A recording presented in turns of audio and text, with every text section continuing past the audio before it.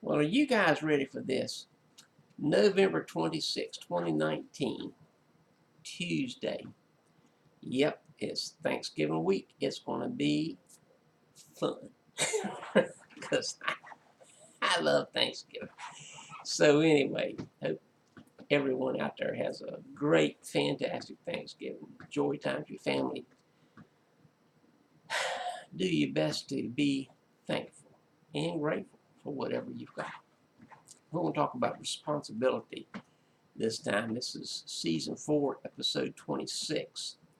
And responsibility, man, my newsletter, I covered a lot of different aspects of responsibility this time. If you're not getting my newsletter, go to www.astepabove.life and subscribe. $99 a year or $10 a month.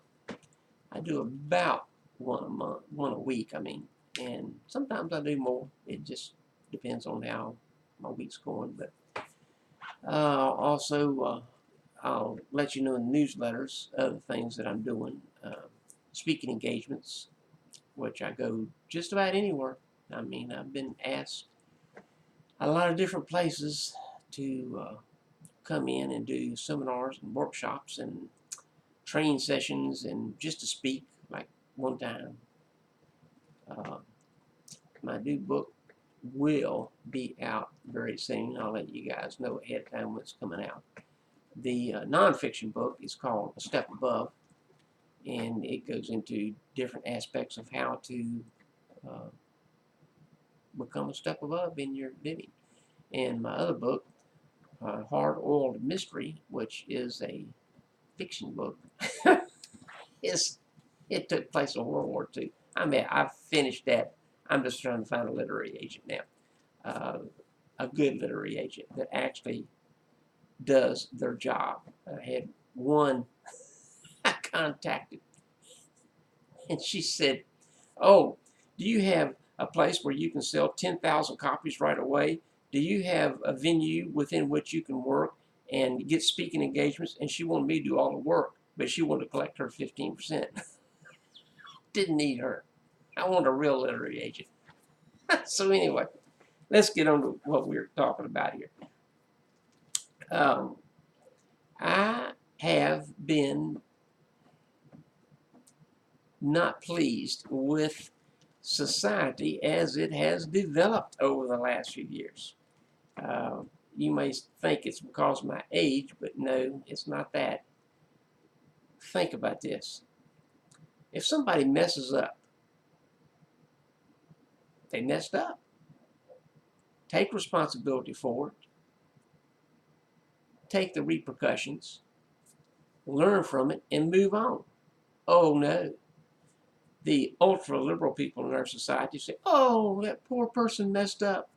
They did drugs and, uh, some other things that they stole, and they didn't mean to beat up that older person to get their money so they could buy drugs. So, we ought to let them off. No. You kidding me? How about these low lifes? Let me say that again. These low lifes, men and women, they think, hey, it's okay to have sex and not be married. Why is that? Because that's just a natural function of your body. You can't help it if your hormones take over. Well, yes, you can. I am human, And yes, you can control yourself. And if you didn't, and you got pregnant before marriage, what should you do? No, you're not an evil person. And I don't appreciate people that will go around condemning people that have that happen in their life. However, the two people involved, it does take two, the two people involved need to make the commitment to be married to bring the child up in a stable environment. But I don't like that person. Then what'd you go have sex with them for? Duh, you stupid moron. If you wanted to have sex with them, you must have liked them. Not just a thing that you had a one night fling and Wow, wasn't that fun? And okay, let's move on. Oops, the girl says, I'm pregnant. And the guy says, oops, too bad. That was a one-night fling, man. I'm gone. I'm out of here. So, no, I don't have any use for those kind of people at all. There's no sense in that. There's also no responsibility. Why? They don't want to make a commitment. What is wrong with these people? And I don't want to get into all of the negative connotations and implications of people that just think it's okay to go out, have sex, have babies, and have somebody else, the government or somebody, pay for their irresponsibility. Pay for it yourself. If it were me, I'd take every person on the welfare rolls that's been having children off. Plus, I would take all of their children and put them in homes that actually cared about them, not just as a money source. I'd pull all of the welfare funding and social services funding and all the other junk that we're paying for people that all they want to do is lay around, watch TV because they got to see their shows, you know. And, yep, that's pretty negative, isn't it? Well, that is negative. It's draining our society. If people had responsibility, as they used to have, when Social Security was initiated, it was a short-term fix that was not supposed to last over a few months to help people get back on their feet and move forward. It's become a way of life for, what, 3 or 4 generations for some people.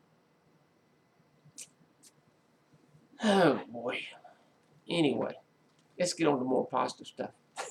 Be responsible. Be responsible to those of you that are doing the right thing, to your marriage, to your job, to your church. You know, some churches will overwork you and demand that you do thus and so if you want to be part of it. Well, you know what? I don't want to be part of a church like that.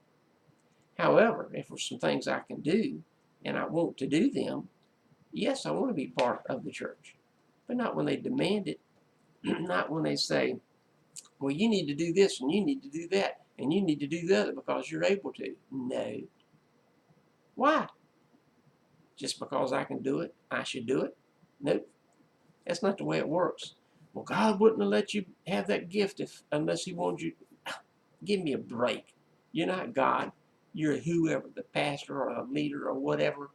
You need to listen to the constituency in your congregation and find out where their gifts are and what their desires are. I know of people, they're gifted in various aspects, and 2 I'm thinking of right now can play musical instruments. They're not using their gift. Why are they using their gifts? They say they want to be used, but when the opportunity has arisen, they go like, oh, well, I don't know. I don't think people want me. Oh, wait. Churches are begging for help. I'm not kidding you. They're begging for help. And you don't think people want you because somebody didn't say the right thing to you, and so you get your feelings hurt. Grow up. Become an adult and say, I have this talent. I'd like to use it for God. Yes, I can play a musical instrument. Yes, I don't mind doing it in an audition for you to see how capable I am. And yes, I'll be available for the church to use me. See how easy that was? Same way with your job. If you have talents or abilities or skills that other people don't have, I don't mean push your way in and push other people out. I mean, be available to help and grow your company. You will be noticed because they'll see you as a responsible person that wants to help their company grow. And what do companies want? Employees that are loyal to the company, which is so rare. in many of the chains and things in today's world. You find people just job hopping. Oh, I can make 50 cents more an hour. Well, go, because you have no loyalty to me. And that person will never achieve anything. When you see people job hopping for, oh, I make $12 an hour, and over there I can make 15 an hour. Then they go over there, and 6 months later, oh, I can go over here and make 16.50 an hour. Oh, wait a minute, I can go over here and make 17.25 an hour. You don't want people like that. They have no stability, they have no future, and they have no loyalty to a company. All they're interested in is they can make a few more cents somewhere. But when a person sticks with a company and they work at whatever they agreed to work for, I went through that with my children. I remember two of them telling me, well, Dad, I'm only making, I forgot what it was, this years ago, so much an hour. I'm worth more than that. And I said, really? Yeah, because that's what the other kids is working there. We're worth more than that. We ought to go on strike or something. And I said, wait. You wanted the job, right? And these two children said, yes. And I said, what did you agree to work for? Was it that amount of money? They said, yes. So wait a minute. They offered you that amount of money and you agreed to work for that, correct? And they had to say, yes. Well, then keep working, because you agreed for that amount of money. Just because you think you should be worth more is irrelevant. That's what you agreed to. Work for it. When you take a job, figure the money you're earning for the next 6 months to a year is what you're going to be earning. Now, within a year on any job, you should be able to prove your worth.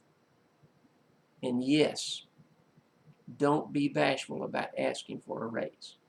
Go in, say, I've been with the company for a year now.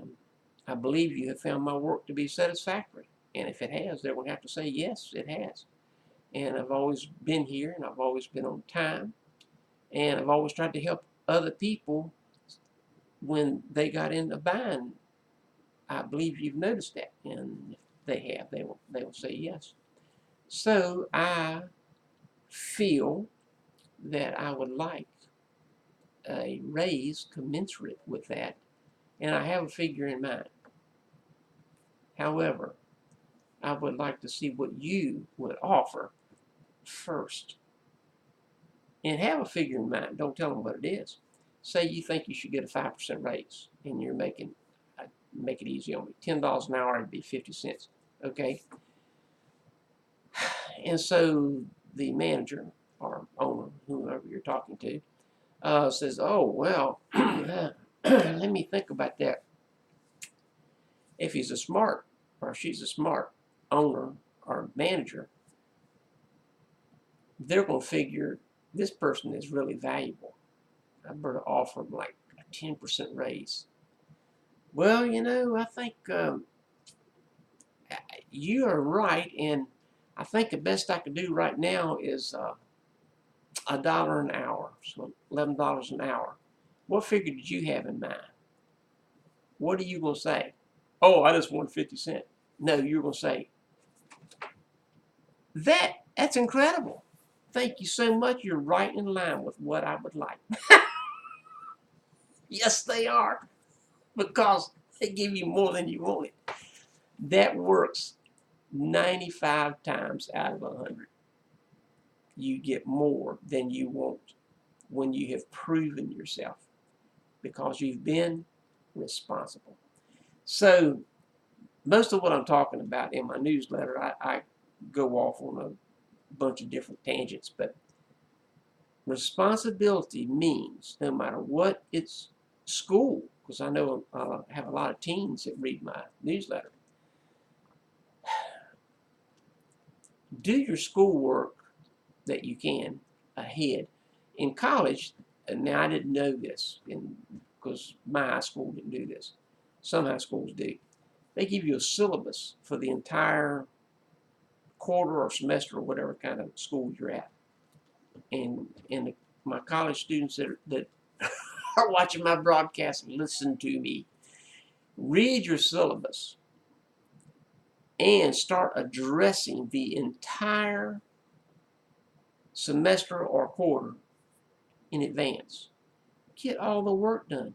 When I found out after my first semester at college, when I blew it because I didn't know what I was doing, and I got married, and my wife talked about the syllabus, and I said, syllabus? Don't ask me why I didn't know what it was. I was oblivious my first semester at college. Anyway, she says, yeah, they give you a syllabus, letting you know what you're supposed to do in each class. Ding, man, talking about a light bulb going off. That's right down my line. Took that syllabus, and halfway through ours, we were on a semester system. Halfway through the semester, man, I had done everything. I'd read everything. I was up. So I was making straight A's in all my classes. And I had other students coming in saying, how in the world are you doing this? This is a tough class. I said, it's an easy class. I said, didn't you read your syllabus? And they go, no, I just threw that old in the corner. I said, it tells you everything you're supposed to do for the entire semester. So I just went ahead and did everything. So when it came time for tests or pop quizzes or whatever kind of exam we had, I already knew the material.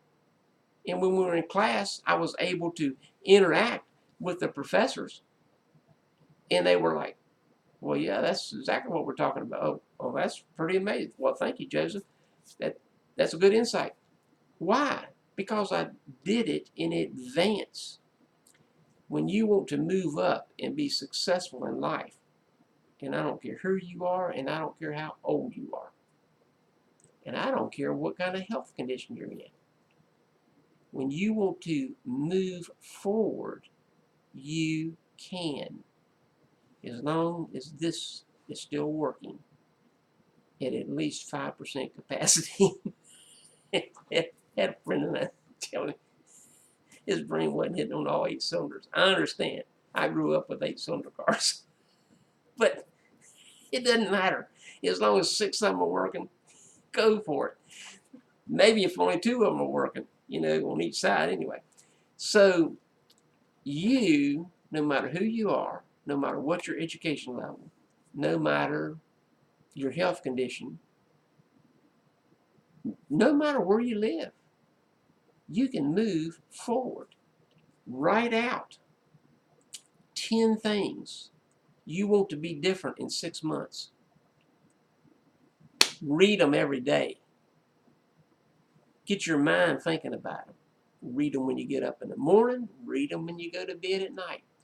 And every day, rewrite them. Rewrite them.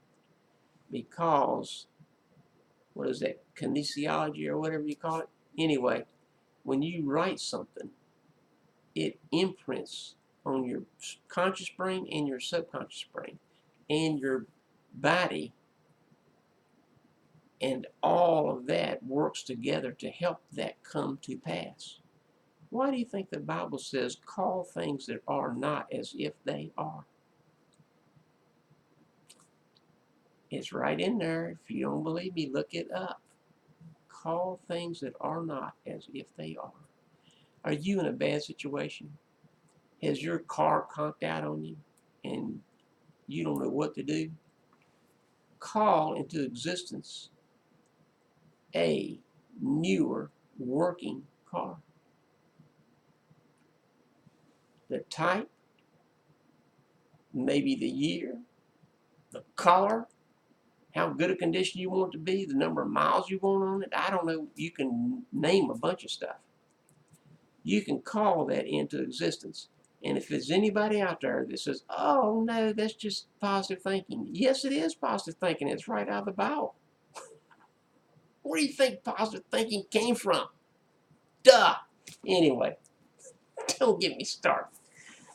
That's it for today. This is the Rev, the Internet Pastor. I'm I'm really having fun with this topic. So you guys go to our website, www.astepabove.life. Buy some coffee. Subscribe to our newsletter.